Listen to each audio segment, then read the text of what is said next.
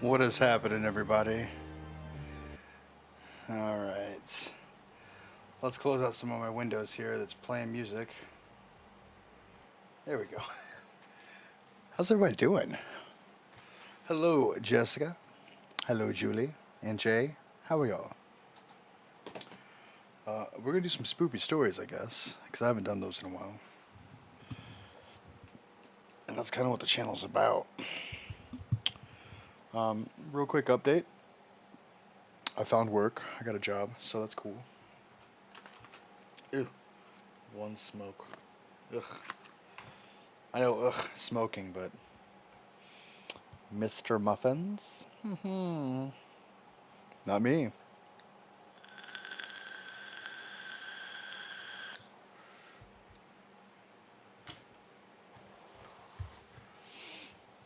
How are you doing, Miss Yandere Shiki? I am live. Look at me.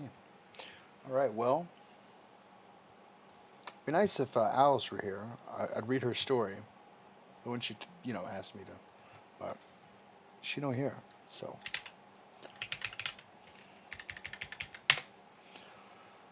We'll just get right into it if you guys don't mind.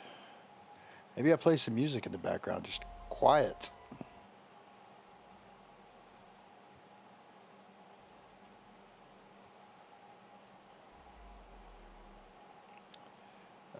Can y'all hear it? You have an art block?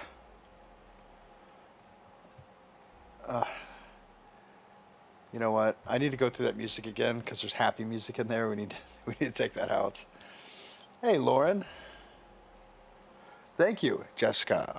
I'm pretty excited about it. It's it's something, right?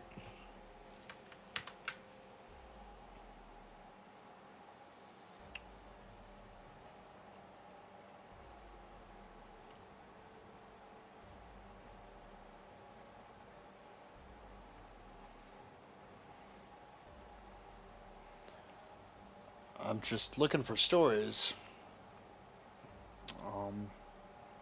Every now and then you get good ones. Oh, what was that one? Ooh. There's the strange newspaper that's only delivered at midnight. I think we'll read that one.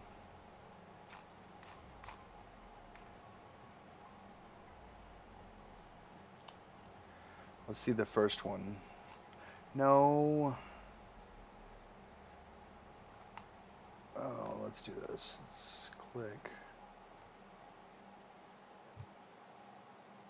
Let's do part 1. There's part 2. Like this. This is too happy. We're going to remove this.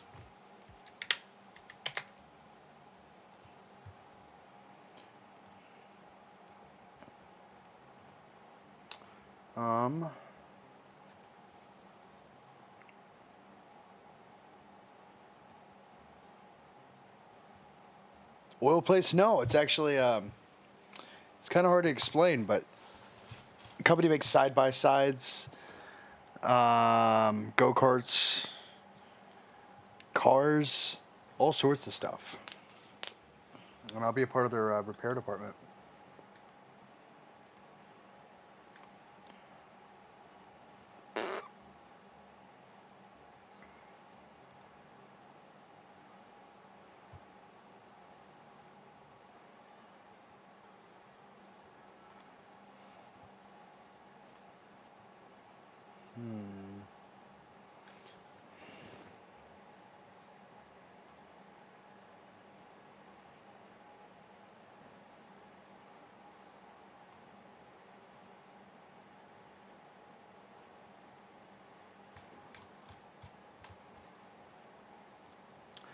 There we go. Let's go to submitted. There's part 2. There's part 1. Hey, we found it. Yandere was a mod, but she decided to poke the bear too much. Maybe she gets it back. I don't know.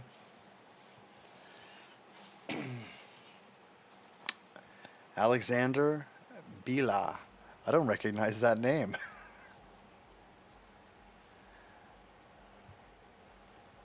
But there's a good chance Yandere gets her mod back. Can I weld? I can learn. No, I don't know how to weld. Cool. So we have part 2 and 3 on here. All right. Well, hey, Brandon.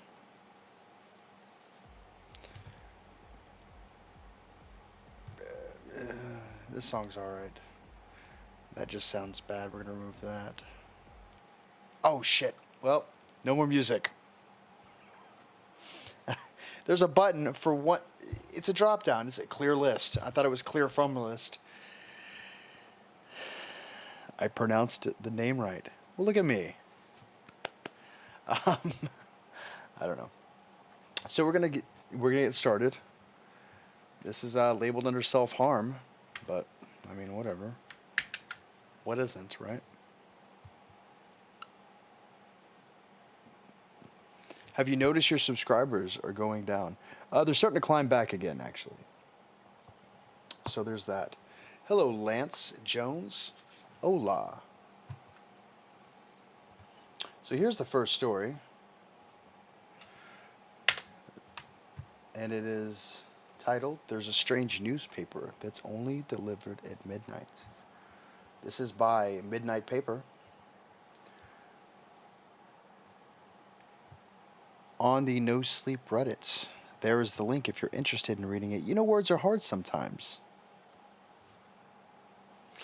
But let's get started, shall we?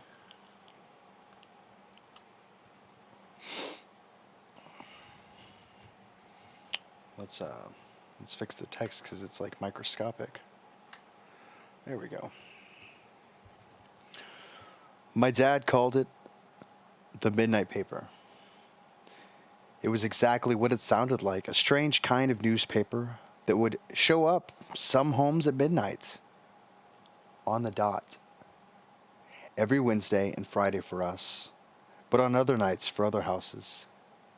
I loved hearing about it. We'd sit in his office late at night, late for me at that age.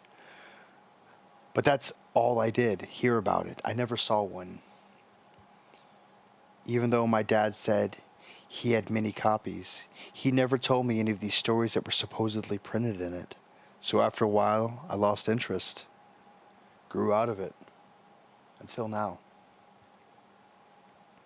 After the funeral, I decided to stay at my parents' for a while. To see to their bills. Think about what to do with a mountain of personal belongings that absolutely nobody would want. It was a Friday. Before I knew it, it was midnight. I'd stayed up in the office poring over a pile of unpaid hospital bills when I heard it. 3 knocks at the front door. I looked at my watch. Midnight. On the dot. Strange. I went to the front door, looked through the peephole. Nothing. No one. A series of likely scenarios ran through my mind. Maybe it was a kid playing Ding Dong Ditch. But then why didn't he ring the doorbell? I unlocked the front door and pulled it open slowly. There, on the worn welcome mat, was a newspaper. At least that's what it looked like to me. Slowly, tentatively, I picked it up with 2 fingers. Sorry. Like it was covered in something toxic. It was entirely black, both the paper and the string binding it into the roll.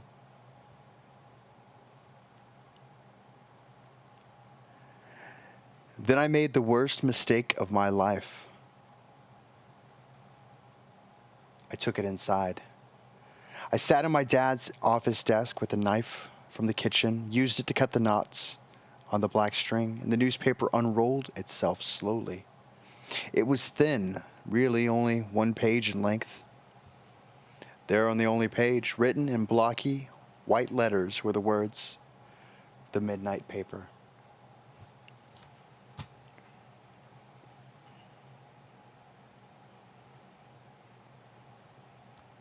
Hang on.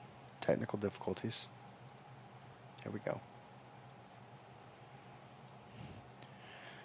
This was the headline on the front page of story written below it. Living and dying on the edge, urban legend or dangerous social media challenge. You may have not heard about it, but your kids have. There's a strange building on the edge of town. It's around 15 stories tall, and its rooftop holds a terrifying secret. The tenants know the story all too well. Last December, a girl whose name of the publication has chosen not to publish attempted to take her own life by jumping off the rooftop onto cold asphalt approximately 150 feet below. A tragic event, but unfortunately not too uncommon. But if you believe the word in online forums and instant messages, this was no ordinary suicide attempt. Not because of the circumstances leading up to it, but because of what happened when the girl climbed over the railing, separating safe rooftop concrete and fatal plunge. As soon as the girl lifted 1 foot from the edge, something strange happened. A series of images bombarded her mind.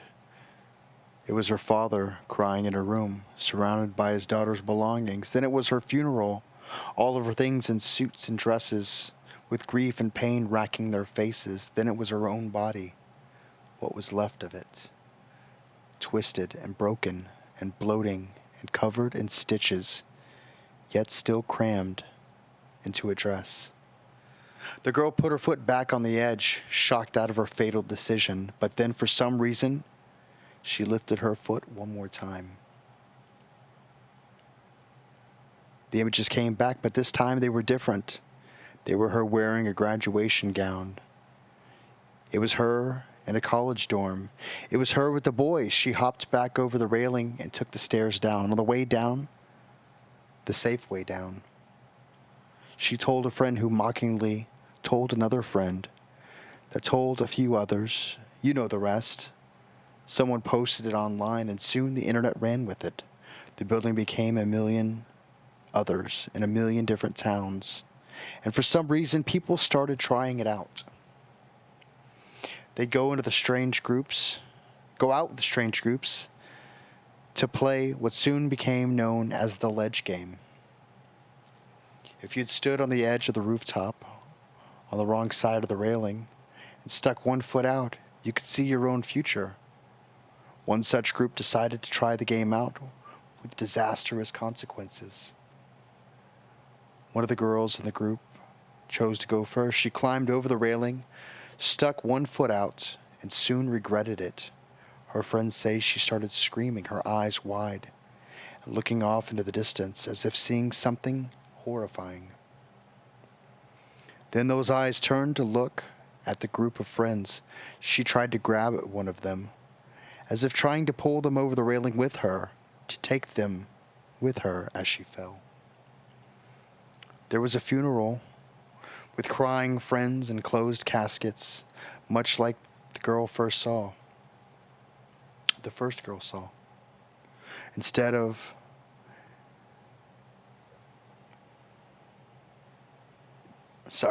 Instead of dissuading other teens from trying the game out, the news soon became an urban legend in its own right,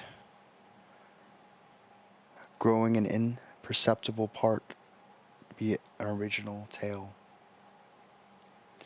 There was something many people can't stop to think about. What did the girl see? Whatever it was bad enough for her to ignore the visions of her own funeral and take her own mangled body. Whatever it was bad enough for her to take her own friend's life too. Some people say that it was to spare the fate worse than death. Maybe we'll never know. Or maybe, like in some versions of the story, we'll all know soon enough. Because the girl was pointing at the sky before she left, as if she could see something that no one else could. That was the only story on the only page of the midnight paper. I wanted to know more. I wanted to know who wrote it, who published it, who delivered it. And I knew, like a piece of intoxicating, dangerous knowledge, that all I had to do to know more was to wait for the next edition to hit the welcome mat. And I'll come back here to tell you all what it says. All right, there's a lot of emoting going on. Ooga booga. Hey, Spunky Hen, how you doing? Have you ever thought of downloading a software called Voice Mod? I had it. I don't feel like changing my voice. I use expensive equipment now, unfortunately, to to do what Voice Mod did. Hey, Bo, how you doing, bud? Bo, don't think I forgot about you. I still remember you, bud. I will get it to you eventually. I just got a new job.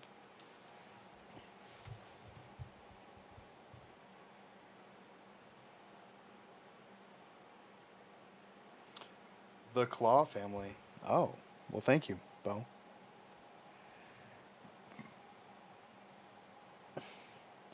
Let me help you get to 1K. 1K again.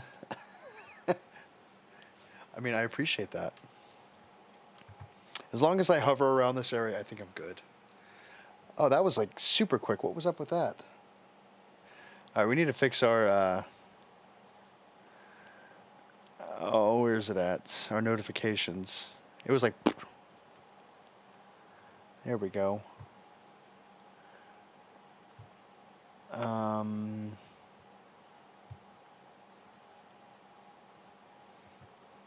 Yeah, it doesn't let me. Properties. No. Well, we're gonna see little just real fast.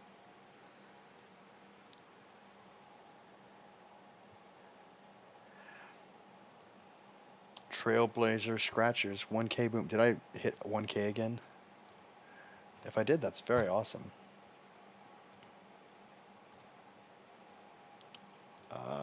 Let's see. Oh, I'm back up to 1K. Well, thank you very much, folks. I'll try to hold on to it this time. Thank you. So I don't know how y'all felt about that story. We're going to go on to the next one if y'all are interested. I know I'm interested. This is part 2 of There's a Strange Newspaper That's Only Delivered at Midnight. Boom. Helped. Thank you, buddy. I'm still going to have to make my way down to you, and we're going to have to party in San Antonio. I think that'll be fun.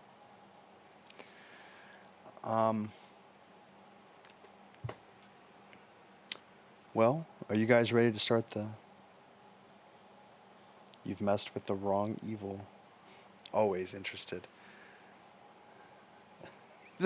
Thank you for the 1K again.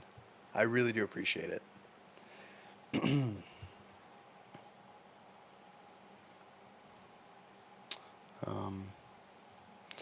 Let's see if we can fix this.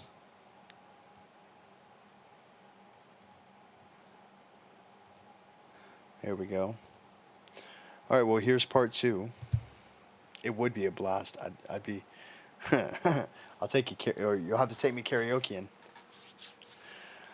Well, all right, here's part 2 to the There's a Strange Newspaper That Only Delivers at Midnight.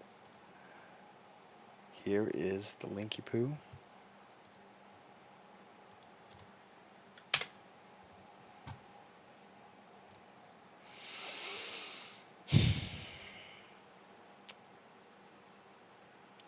Hey, Cichlids. What's going on, bud? Well, let's continue, shall we? It's gone. The first midnight paper, which arrived last Friday, has somehow vanished. I put it in the drawer in my dad's study, and now it's gone. Either someone broke in and stole it, or I don't know. It sounds ridiculous, but then again, this whole thing is, maybe it just disappeared on its own. After last time, I wanted to be prepared. Tonight, I sit in a chair by the front door and waited anxiously since 11. Every time a car drove by, every time a leaf crunched on the asphalt outside, I rushed to the peephole. Nothing. The minutes dragged. They seemed to stretch. I felt this feeling before. When I ordered something I really wanted online, I knew it was delivery day. But this was different. Something about this paper is just wrong. If anyone else has gotten one, you'd know. It feels like looking at something you're not meant to be seeing, like it somehow slipped through the cracks, past all the rigid laws of ordinary life, and it made its way to you. Holding one in your hand feels like you're touching a physical manifestation of a mistake.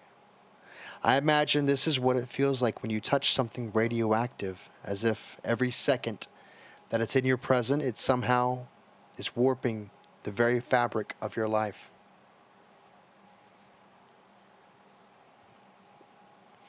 "11:55, it's close, my heart beating fast. The anticipation coursing through me like a drug. I stood in front of the peephole, not wanting to miss a second. I was looking at the front porch. The street outside was dark. The front steps were illuminated only by the light above the doorway. I placed the welcome mat a little further away so I could see it clearly through the peephole. And that's when it happened. The light above the doorway started to flicker slowly, then faster and faster. Suddenly, it shut off completely. The entire porch was smothered in darkness, the only light coming from the street light outside. Somehow, the shadows around the doorstep were darker than the rest, as if swallowing every last hint of light. Then the light turned on again. Through the peephole, I could see my front porch looked normal. The bulb above the doorway shone steadily, as if nothing had happened. I rushed, my fingers slamming against the lock, and pulled the front door open. The front porch was empty. The street was empty. 1 second passed. 2. The normal sounds of the world around me started to seep back in. I looked down at the welcome mat, and it was there. A bundle of black paper, warped tightly with black twine. I hesitated for a moment before grabbing it. Should I bring it inside? Should I read it out here? Should I read it at all? Then I grabbed it away.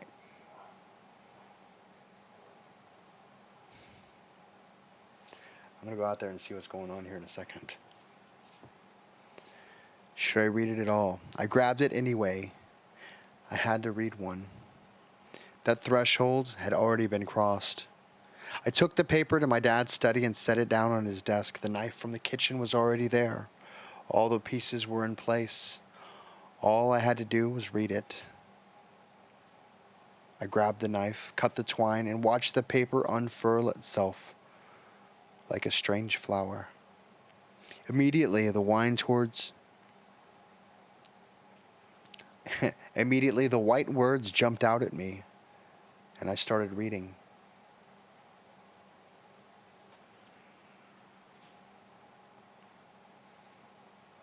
This is what was printed on those black pages.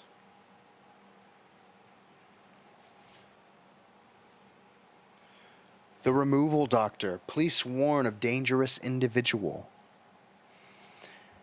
After a spate of reports of a so-called removal doctor, local police urge residents to stay away from strangers who approach them in public places and to avoid abandoned buildings of any kind. It started a few months ago. The first reports appeared on online forums for reporting interactions with strange individuals. And this one was certainly fit the bill. The anonymous user stated that she was walking across a public park just before closing time when a man approached her and introduced himself as the removal doctor. The woman wrote that at the time the man seemed professional, reliable, and had a strange persuasiveness about him. The man gave the woman a card and walked off. She has since lost it, but according to her, the card simply had an address printed on either side. The next day, the woman decided to check the address out.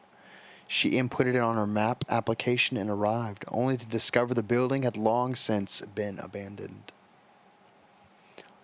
Undeterred, she found an opening in the door and walked in. The rest is internet history.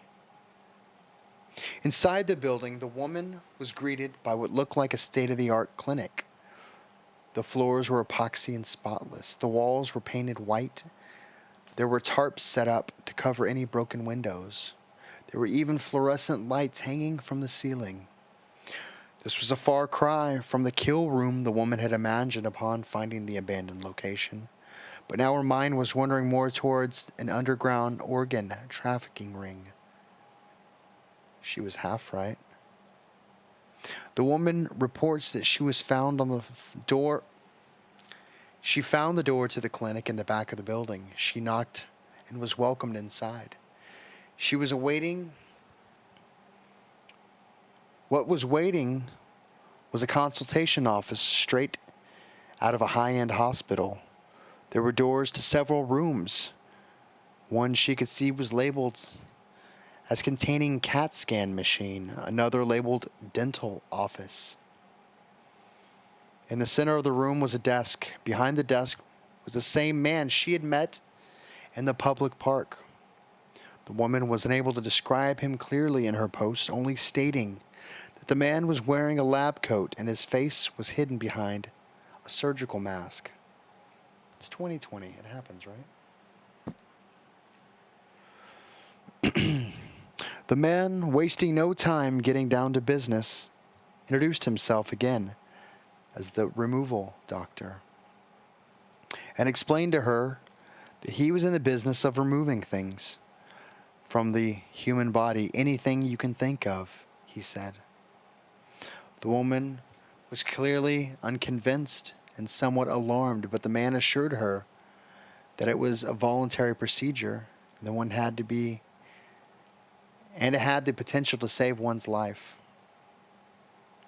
The doctor proceeded to ask the woman to name out one thing about herself that she was unhappy with. A memory, a body part, an inconvenient habit, anything, even a tumor or fatal condition such as cancer or a clogged artery. Online, the woman admits that she wasn't in her right mind. She was, after all, ignoring a million red flags that are stapled of dozens alleged accounts, or that are staples of accounts that have been transcended culture, time, and location to become old wives' tales everyone has grown up with, like the waking up in the bathtub filled with ice, only to discover that your kidneys have been stolen, for example. Luckily, this wouldn't be the case for the woman, nor has it been the case for anyone who has encountered the strange man. There was no bathtub filled with ice, at least. The woman decided against asking to have anything physical removed, perhaps fearing that there were other parties listening who were ready to act on her every word right away. She did, however, state that she wouldn't mind parting with her crippling procrastination. The doctor nodded as if he were expecting this answer, then explained to her that this was an exchange. He would take something that she didn't want about herself, but he could pick anything of hers that he wanted in return. The woman was hesitant, but ultimately agreed, allowing the man to lead her to a private examination room. The woman claims out that a few hours later she woke up in the same building, but everything around her was different. The floor was filthy concrete. The walls were covered in chipped paint.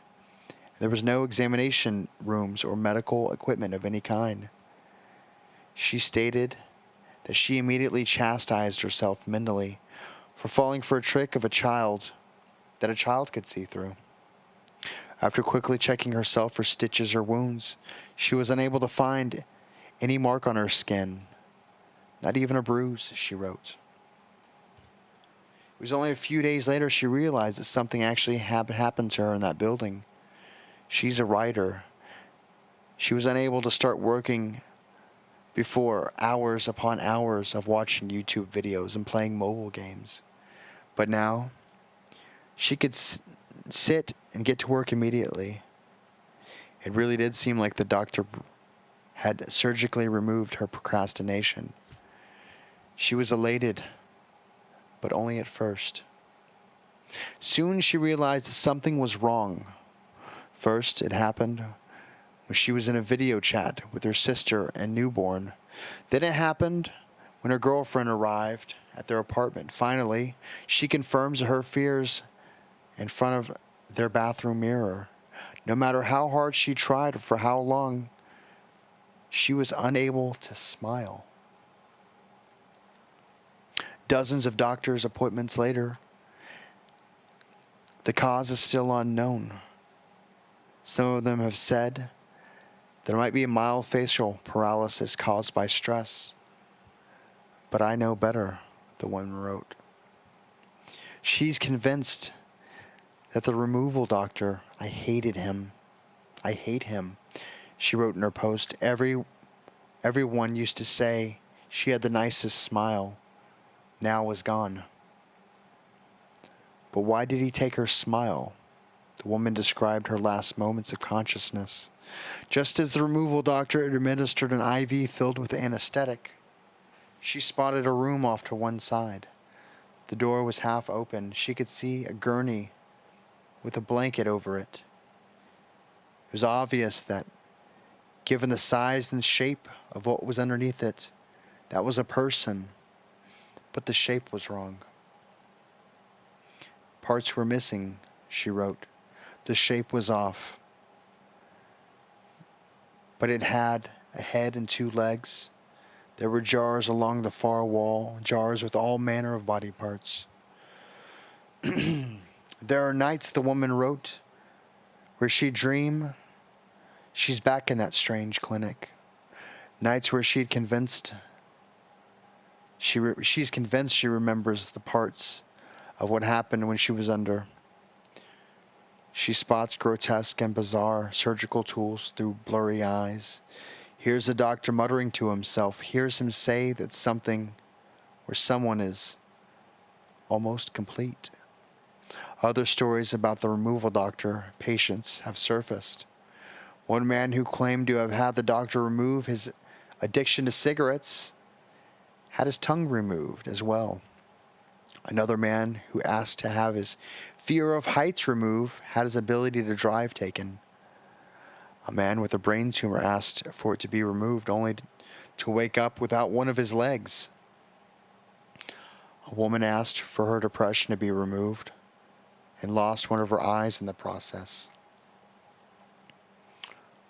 One of the accounts spreading rumor even claimed that a missing person who was found without a head was one of the doctor's victims. Still, when asked what, if anything, this person may have asked to have removed, this anonymous poster couldn't say. Whatever it was, it had to be huge. Maybe something that he had a large group of people share, like a fear of financial condition. Speculations abounds in most of these reports. But this headless corpse shares something in common with all the other alleged reports.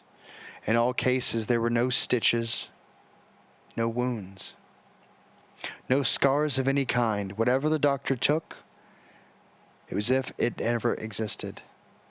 This fact has baffled both law enforcement and medical professionals looking into these reports. This publication Would like to remind you the police department's request: if a man approaches you with a business card, introduce himself as the removal doctor. Remove yourself from the situation immediately and call 911. When at a safe distance, report your sightings. Do not, under any circumstance, go to the address on the card. Do not, under any circumstance, ask for something to be removed from your body or personality. You will lose something in return. I put down the paper, confusion growing through my brain like a strange kind of infection. I could feel my heart beating faster again. I knew something was wrong, not just because of what was written on the pages or how the paper was delivered. A few internet searches later found out I was right. There are no reports online of a removal doctor or a ledge game either. So why are these articles mentioning their presence on the internet and the media? Was the writer of these articles just making these reports up? Like still down, but doesn't feel like it? The stories don't feel fake. They feel real, like they're happening close by. I decided to take a few photos of the paper with my phone and soon realized that this wasn't an easy process. It was like there was something on the page that reacted badly with the camera lens. I tried taking a photo with the flash on and off. It made no difference. The picture was ruined either way.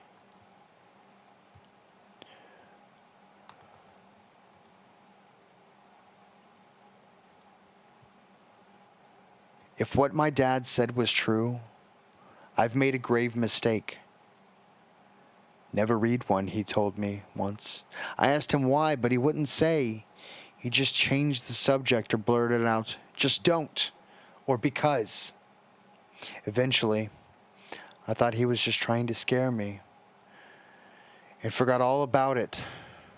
Now I wish I had asked him more about the midnight paper, about why I should never read it, about whether or not I should even touch it or bring it inside. All I know is that my dad said the paper arrived on Wednesdays and Fridays at our home. So there will be another this Friday. It seems like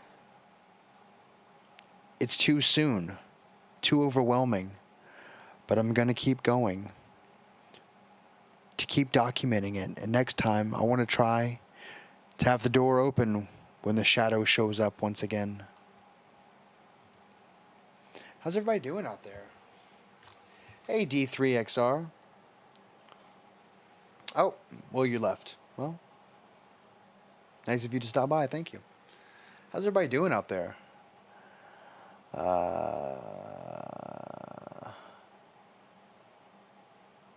She should get rid of procrastinating eventually.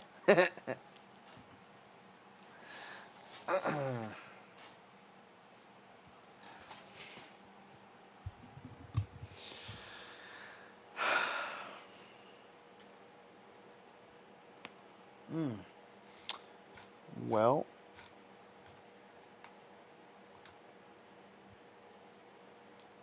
I'm all right. I'm gonna take a big swig out of this is what I have. This is my mixer.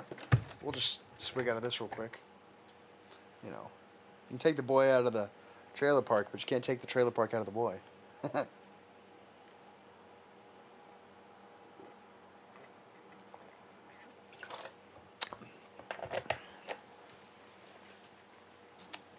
You know what I haven't done in a while?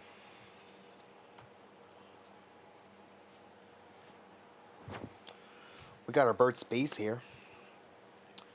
Gotta make sure our lips are moisturized.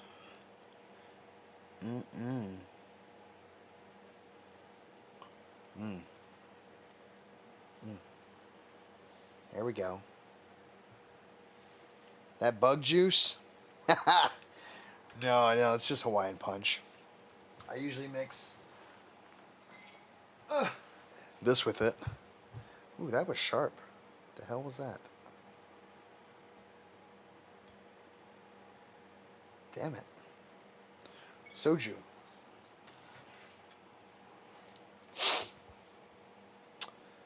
Good old Burt's Bees. Last buzz.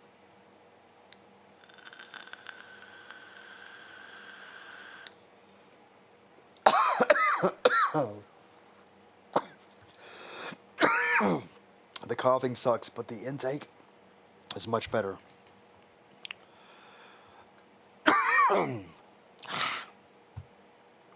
That is. Oh man. All right, well. Buzz. Let's let's get into the next story. There's a strange newspaper only delivered at midnight. Part 3. Let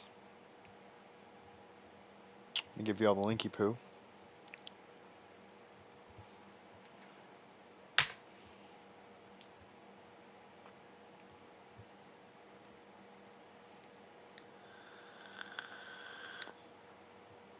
Oh, it's like super low. It's like 0.03 or something. I don't know what I did with it. Oh, there it is. Yeah, this is one of them.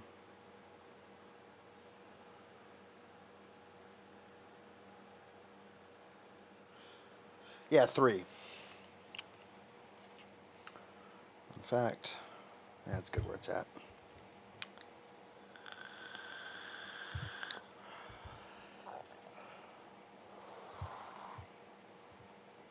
All right, well, are y'all ready for the next story? For the third? He gave a link.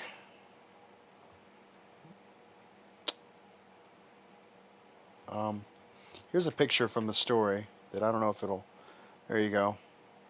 That's how it would never take. You could never get pictures of it. Hold it up.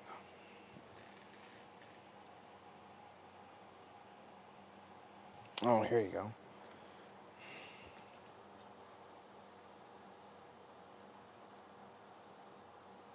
Focus. Focus. So. Can't see. Can't E. I just translated that to can't see. My autocorrect is going off.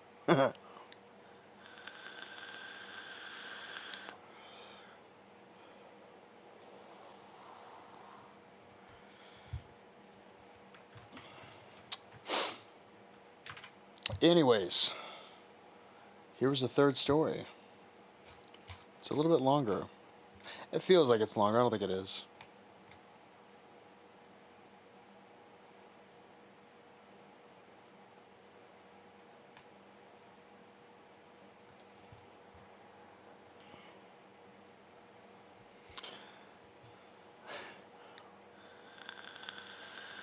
Alexander, if you're by a Discord, I'll be able to post a picture for you. I have a feeling I know who Alexander is.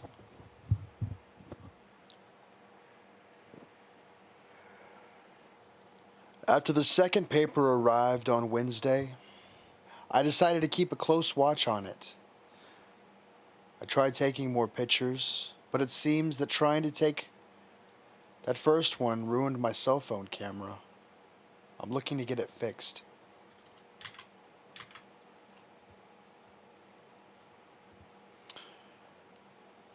I set the second midnight paper down on a work table and stared.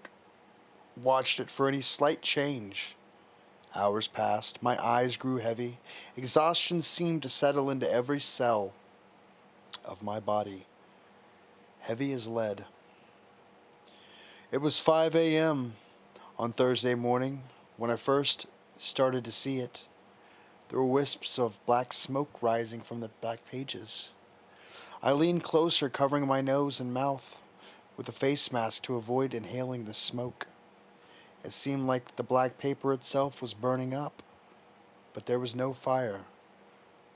The pages just beginning to curl and float away, disintegrating into fire smoke before my very eyes.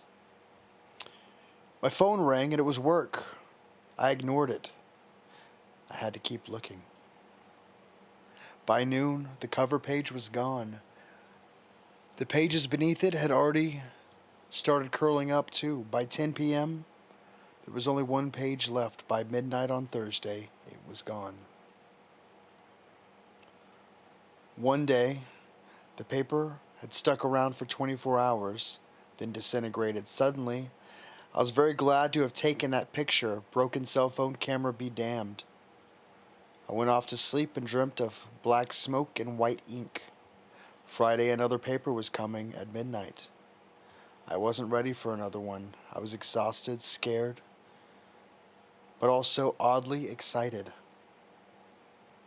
This was weird. Weird in a way unlike anything I ever experienced. It was like there was a secret, invisible world that had existed beyond my mundane life, and now that I stumbled upon it, I didn't want to go back. I didn't get reprimanded at work. There was some tension when I logged in on Friday, whatever. They wouldn't understand. I'd like to see how they'd react if I got a midnight paper on their doorstep. 11:50 p.m. I sat on the front porch with the front door shut behind me. The welcome mat a few feet in front of me. I swapped out the bulb above me with a new one just in case. 11:55, the hairs on the back of my neck stood up. There seemed to be strange electricity in the air. There was a chill, too. One that felt like it went deeper than my skin, like it was wrapping around my bones. 11:58, a metallic taste filled my mouth, like sucking on a penny. 11:59, my eyes began to sting and water, as if standing in front of a bonfire. Then it happened. The light bulb didn't flicker. It just shut off abruptly. I was ready. My phone was in hand. With a few taps, I brought up the flashlight. A patch of darkness, even deeper than the one around me, appeared over the welcome mat. I brought the flashlight over to it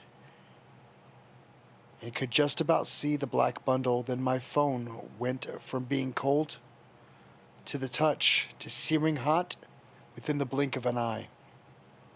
I dropped it, hearing glass shatter. The odd thing was, I heard it before it hit the ground. The air around me seemed to disappear.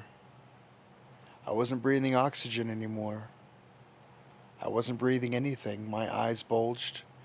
My throat spasmed in protest. Then the light popped back on. It was done. The air around me was the same as it had been just moments before. I coughed. My lungs screamed for oxygen. I swallowed it in gulps, lightheaded, the dark tentacles of migraine already wrapping themselves around my brain like a vice. I pushed through it. I needed to see if the paper was there. I needed to know if my interference, had caused it to be taken away. I sighed. It was there. The same black bundle, tied with the same black twine. I brought it to my dad's study, used the knife to cut the twine, and unfurled rolled up paper. Again, it was one article, but it was longer this time. This is what was printed on the black page.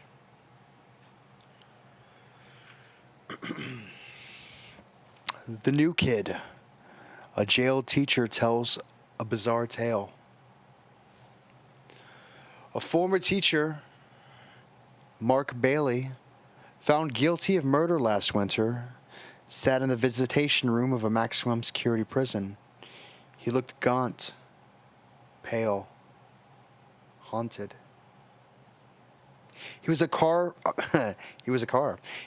cry from the young, athletic man that was a constant presence on millions of televisions and phone screens across the nation. Bailey seemed to have it all. He had taught at Roslyn High School for almost a decade. He was well liked, with many students citing him as the reason they discovered a passion for literature. He was the coach of not only Roslyn High School's girls volleyball team, but was the town's little league team. He was married to his high school sweetheart, Holly Bailey, a kindergartner teacher.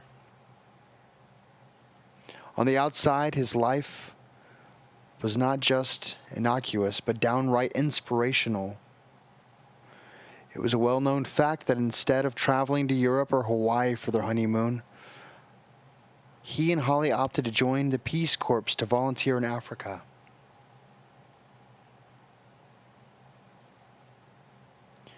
So where did it all go wrong? Did I give you all the... Let me give you the link. Sorry. So where did it all go wrong? I didn't give you the link. Here we go.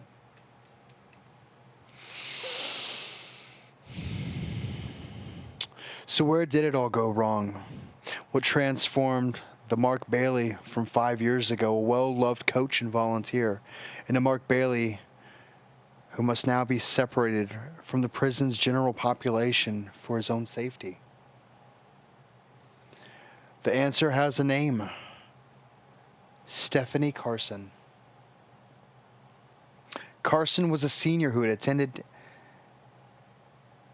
his high... Hang on a second.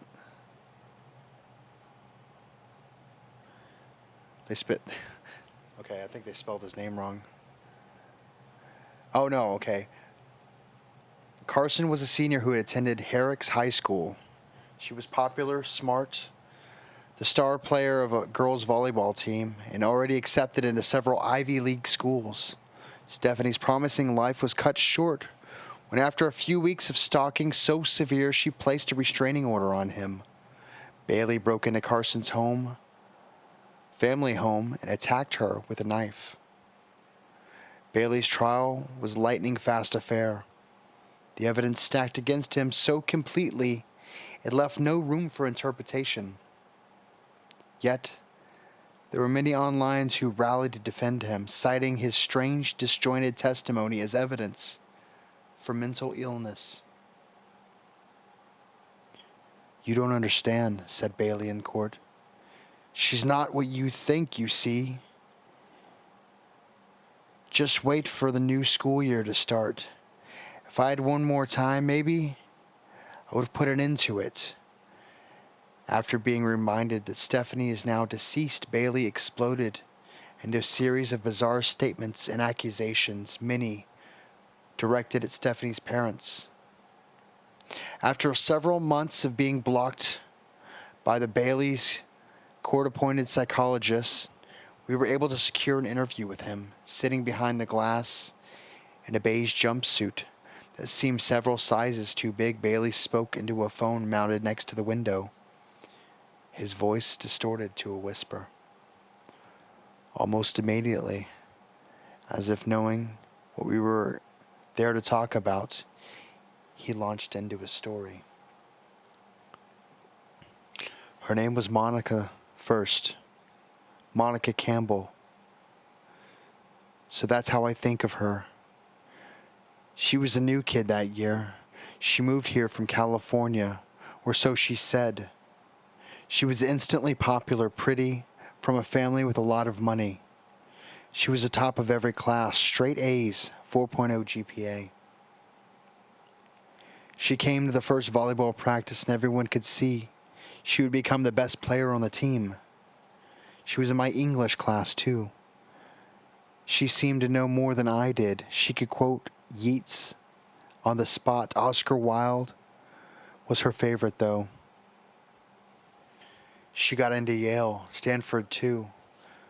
Went for Yale for chemistry. Bright kid. She was even homecoming queen. But there was something about her, like a spark. Monica was almost too bright, strangely intelligent. She seemed to be able to learn things right away and remember every little detail later. My car broke down once right in school. There must have been a dozen teachers trying to help out. Harrison, the science teacher, was fiddling with the motor when Monica walked right up. She looked down at the engine, rolled her sleeves like a fucking mechanic, and started working on it. She fixed it. The car started right away. She apparently spoke Japanese, German, French, and Spanish. We can only verify the Spanish and French, but she spoke them fluently.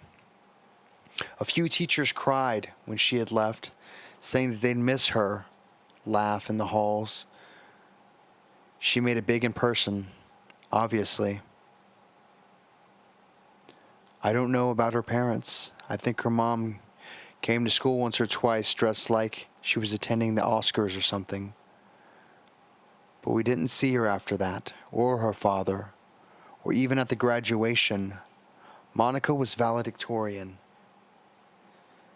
It was the year after that things got weird.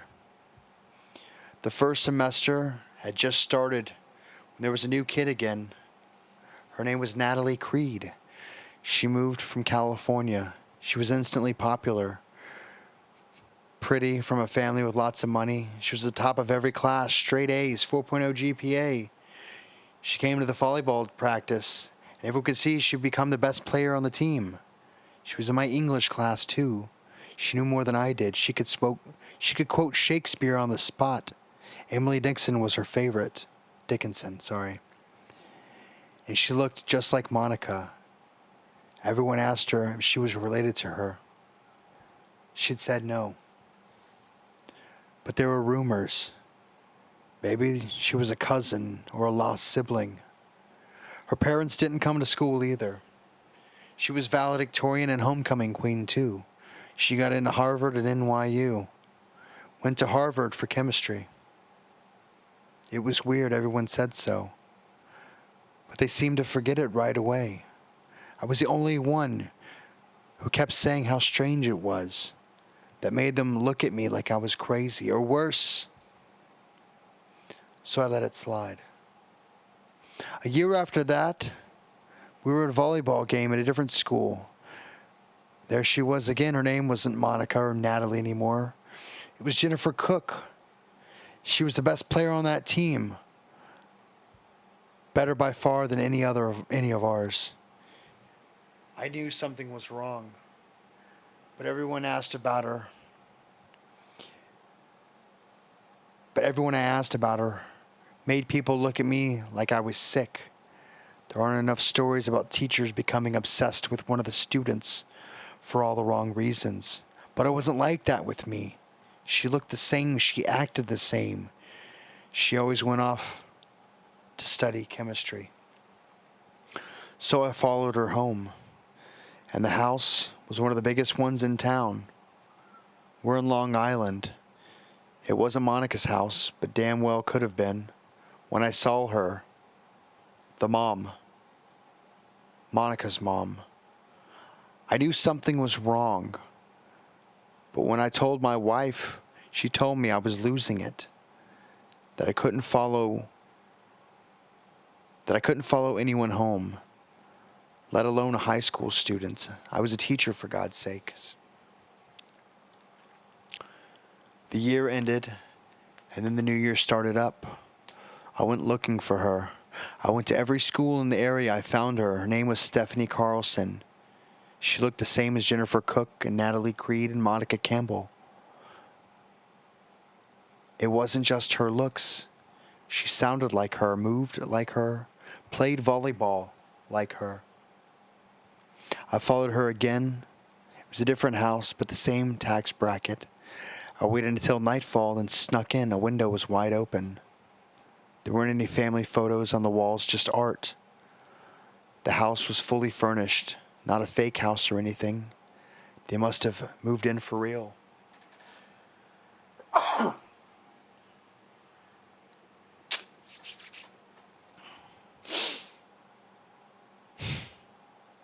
Nobody was home yet, so I looked everywhere. I had to find an explanation. The door down to the basement was open, and that's where I found it. It was like a fucking lab. There were machines I couldn't even recognize, a freezer size of the wall with a frozen petri dish and test tubes inside. There were also weird books, astronomy, occultism, demonology. Then she snuck up on me, quiet. She must have hit me with something, because I blacked out and I woke up in the hospital, handcuffed to a gurney. The police were there, my wife wasn't. They said that Monica Stephanie was putting a restraining order on me, that I had been following her for weeks. They didn't seem to know I broke in. Maybe she didn't want them to. My wife wasn't home when I got back. She didn't answer my calls either. A few weeks later, I went back home. Went back to the house around 4 a.m. I didn't know what I was going to do, but I knew she would be asleep. Maybe I could get her to talk somehow. I wasn't really thinking straight. I broke in again, through the same window, went down to the basement. It was empty. Totally empty. Just bare concrete and drag marks where the things had been taken out. I was furious. She was hiding things to make me look worse. I could almost imagine her having those things taken out with a condescending smile on her face.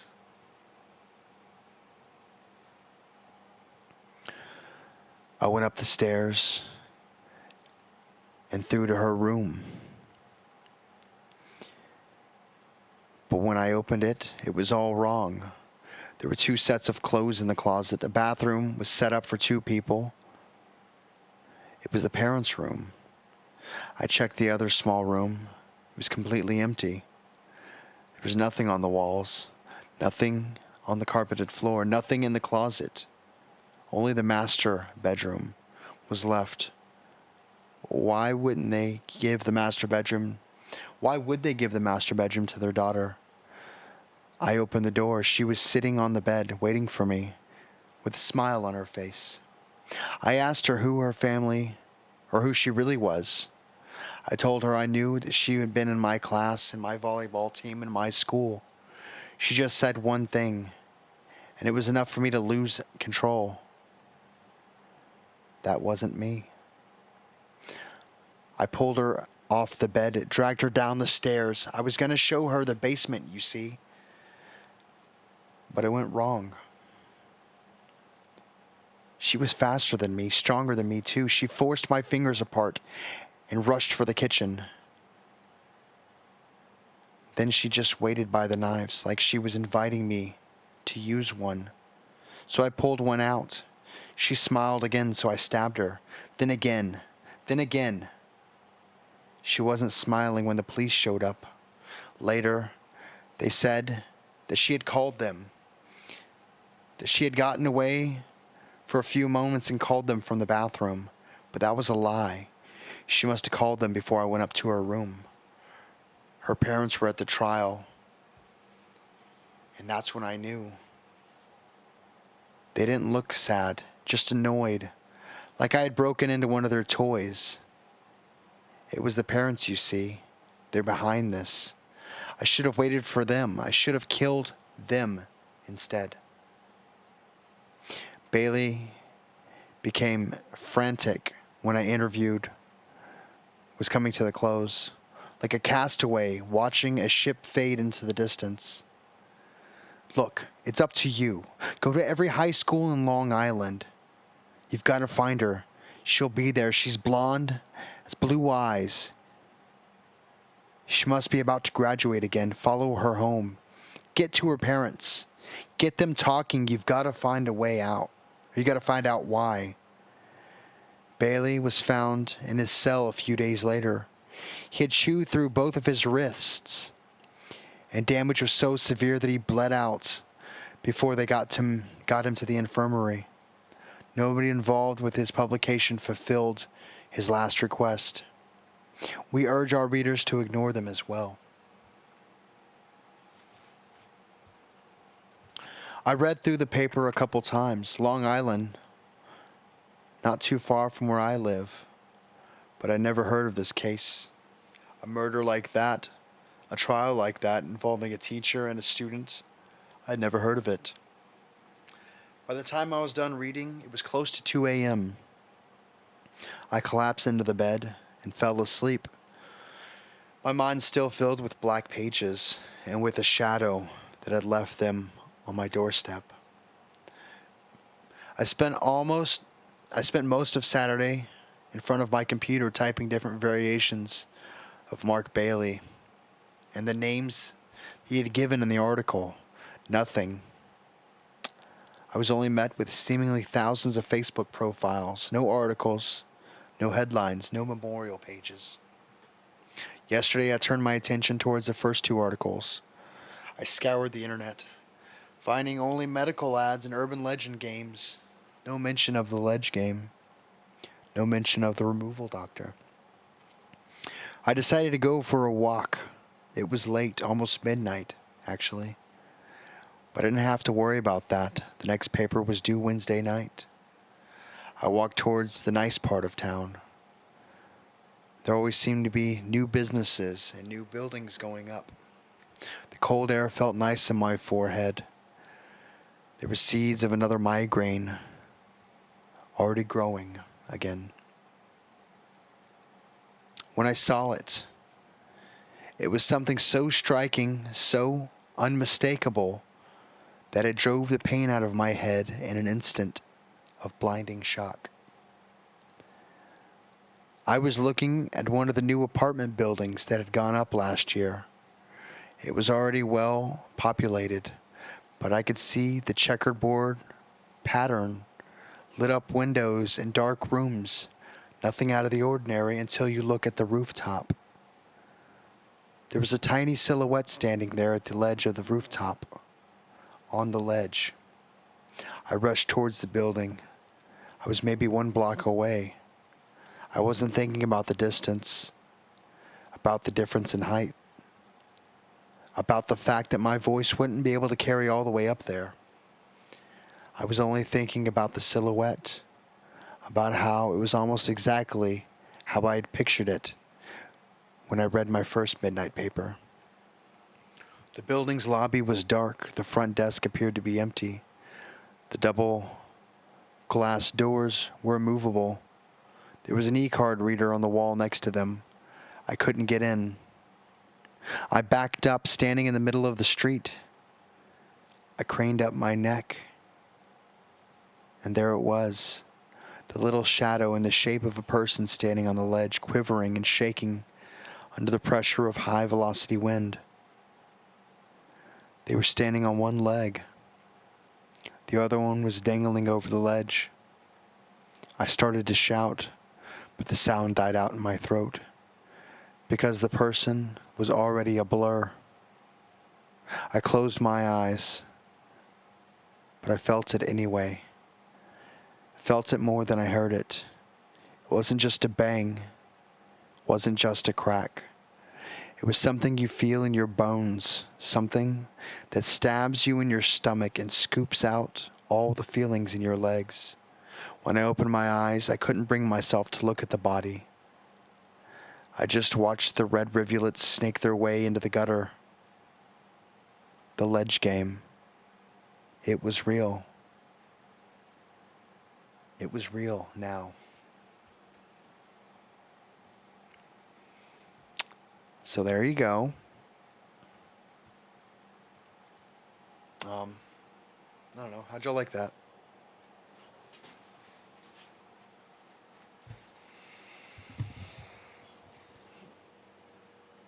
Did y'all like that story?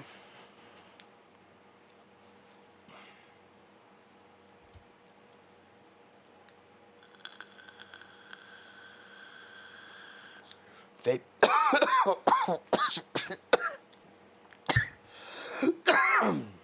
Vape fancy. Always do it with your pinky up. Bland. Yeah, everything's bland to you, Yandere.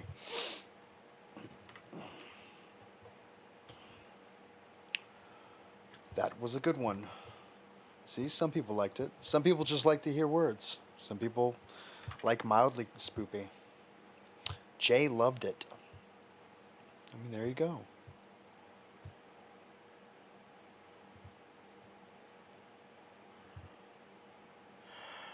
Um. All right. Well, let's see what else No Sleep has. So we might take a break here in a minute. In a minute. None will ever measure up to the dog story. Is the dog story the I'm a good dog? You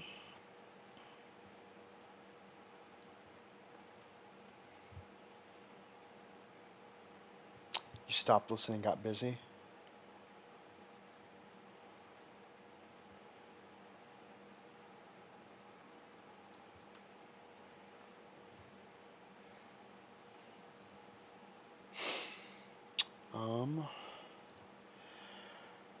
Am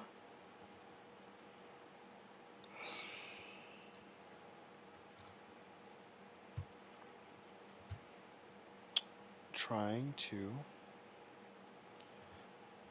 no sleep. Give me no sleep. There we go. There's no sleep.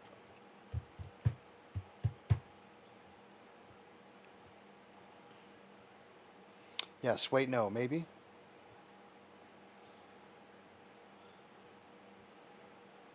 You're busy with your sticky icky. Yandere said, I will get my revenge. Or Revagni. I mean, Revagni could be a word, right? Your scissors are getting sticky. Poor scissors. They ever deserve that? No one ever likes to use sticky scissors. You try to cut paper and it's all sticky. Ugh. Don't they make like a grinder or something? Oh, what is that?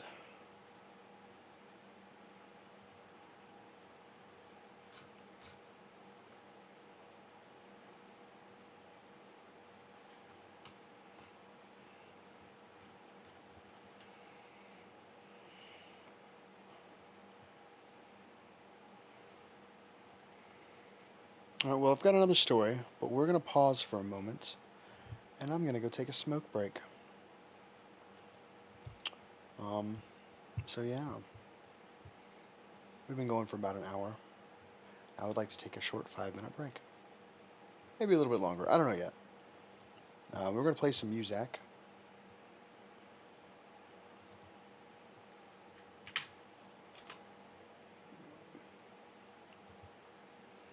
Nope. Let's try that again.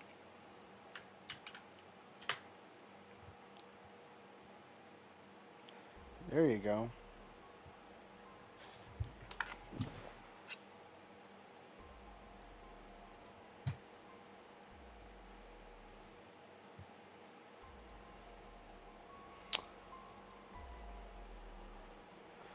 Long story of a family getting murdered in front of the narrator's eyes. The last line was, if only I had thumbs instead of paws. Yeah. Oh, yeah, the one you didn't know was a dog at the end. Yeah.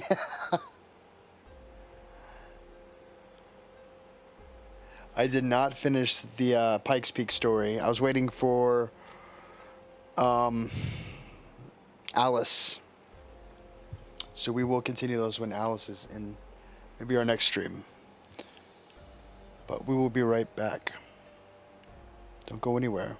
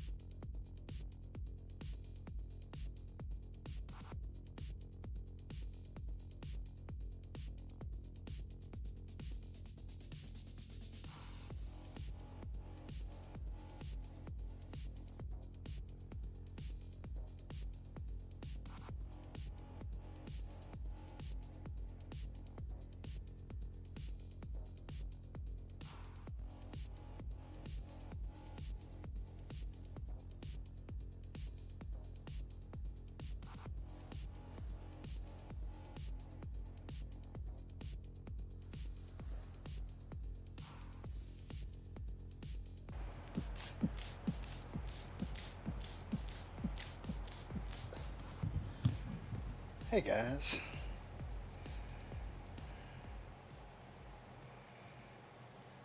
How y'all doing?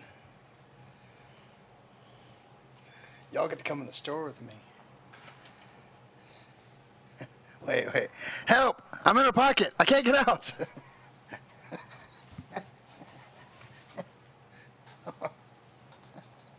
Somebody save me. Oh. Oh. I thought it was funny. Whatever. How's everybody doing?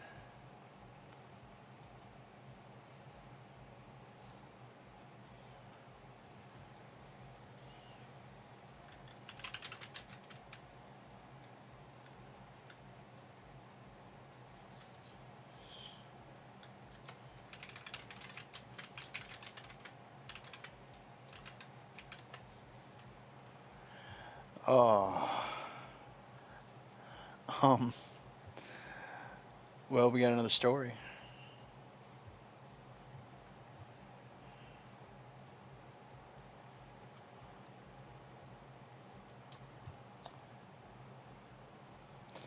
Yandere just likes to troll me. I'm not sure why. She's supposed to be a mod, but whatever.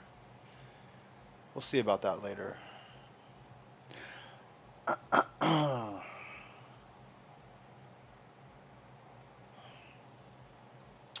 How's everybody doing? So I might end the stream soon, actually. But one more story won't hurt. Let's see if I can read this. I do have a burr. Let's drink a burr.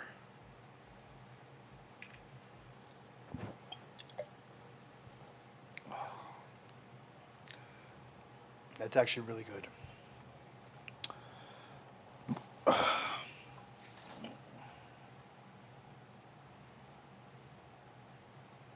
Anyways, here's the story.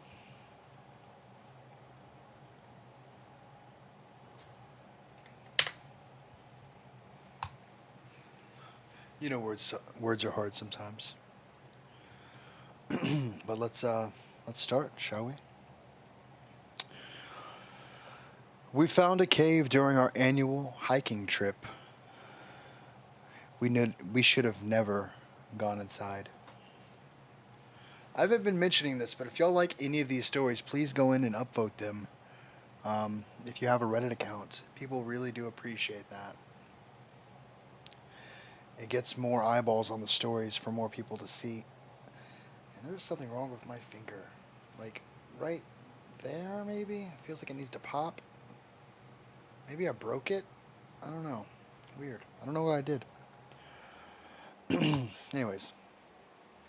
Let's continue, shall we? Summer for me and my friend Jake usually only meant one thing: endless hiking trips in the mountainous terrain around our city. While traveling far away was a luxury we couldn't afford, we'd frequently spend the weekend camping out. There were plenty of new places to discover in our vicinity, new lakes, forests, and even caves. Jake and I had randomly met during one of our many solo hikes. I found him sitting by the lake with a cup of lukewarm coffee. He offered me some, and we got to talking. That was the start of our decade-long friendship. I'm getting old. Everybody's getting old.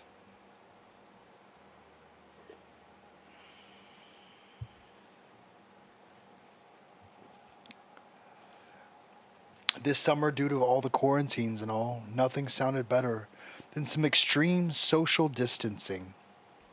We both had a week off work and decided to travel along one of our favorite treks through the mountains.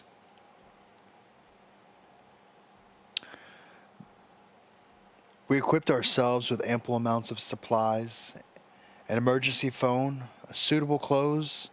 We set out for our new adventure. The trip brought us through an amazingly green valley. After a rainy spring, both plant and animal life thrived around us. We traversed the endless fields near our abandoned farm, only contrasted by the forest and mountains in the distance. Personally, the mountains itself was my favorite part of the journey. I enjoyed the effort required to walk up, feeling as if my body actually needed to work.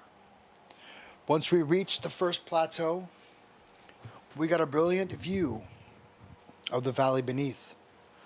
The sun was just about to set, and we decided to make a camp for the night. We made a simple bonfire and sat with a few cups of whiskey, while we both told our usual round of ghost stories. Since alcohol runs straight to my bladder, it wasn't long before I needed to take a leak. I wandered near a short distance away from the camp and let loose. There in the cliff wall, I noticed a cave entrance. It wasn't particularly big, but large enough for an adult to crouch down and get inside. We'd taken that very same path twice before, but neither of us had ever seen it. I excitedly ran back to tell Jake about my discovery. Even in our inebriated state, we knew better than to go exploring a cave at night after drinking. But once morning came around, we would be ready. We woke up early to the sun rising above the horizon. Even though we'd each had a few glasses of whiskey, we'd managed to elude the curse of a hangover. With little hesitation, we packed the necessary equipment for spelunking. We didn't have much rope to speak of, so climbing down or up rocky walls was out of the question. But as long as the cave could be traversed solely on foot, we'd be fine. Jake was first, holding onto the strong flashlight, while I followed behind to mark our path at each intersection.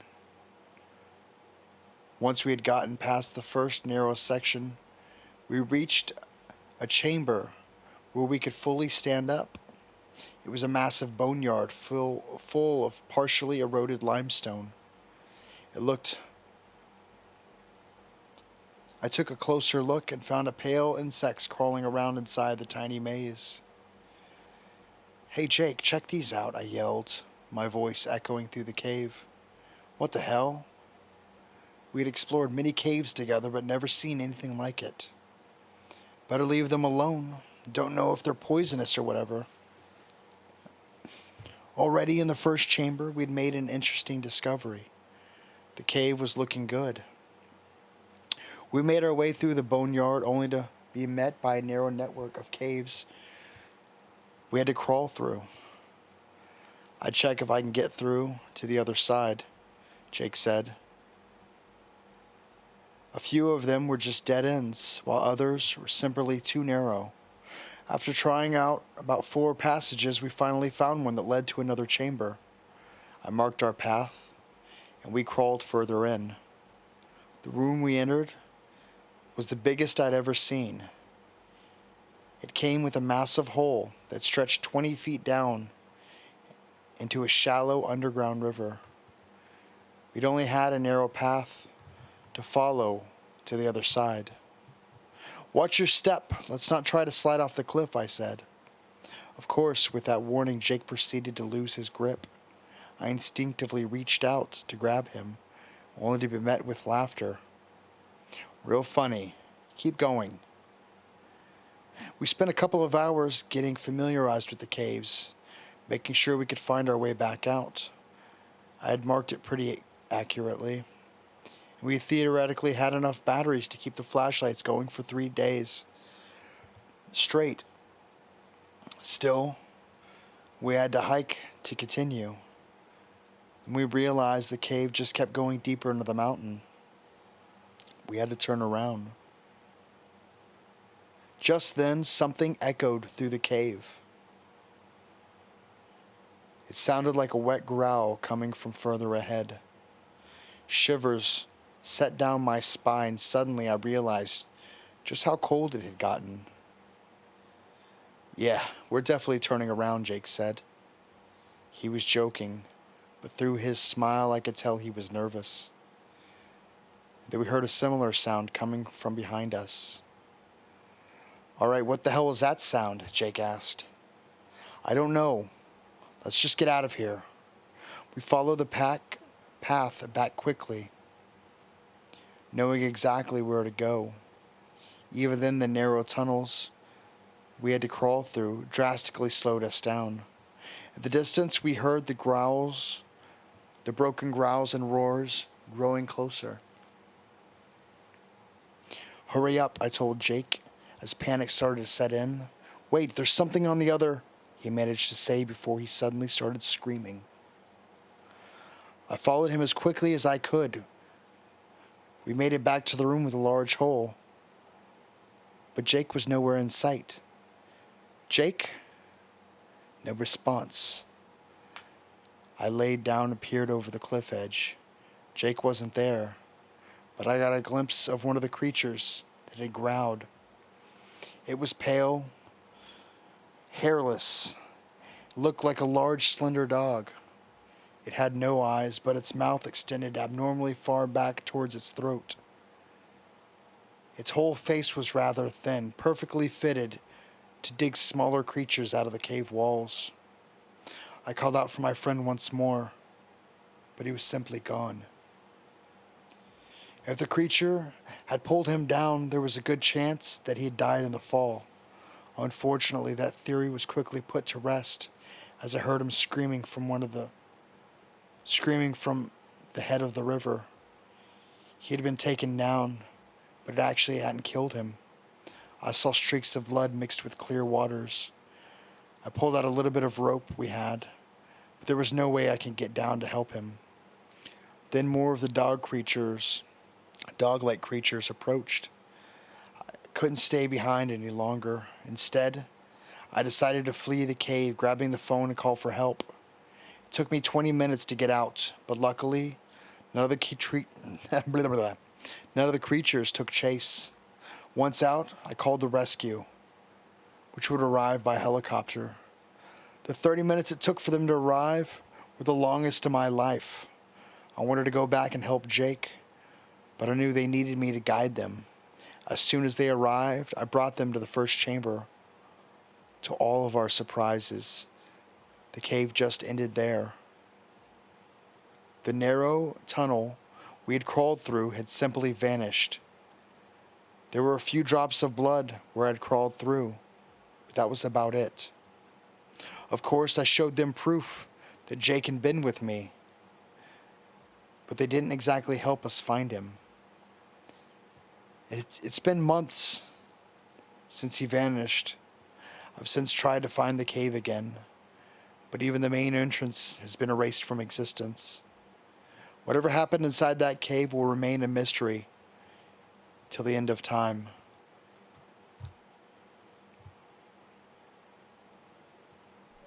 Summer.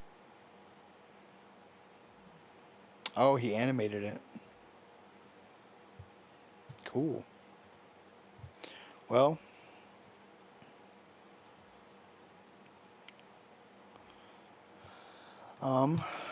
here is the story if y'all are interested.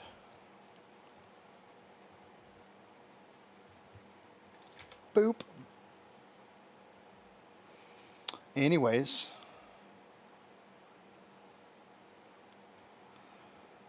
I think we're gonna get out of here.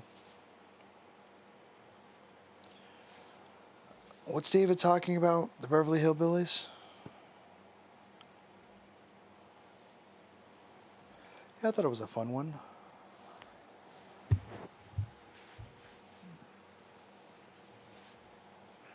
How about them Packers? How about them Bucks, man?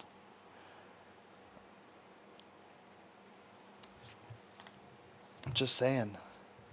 Brady, bro.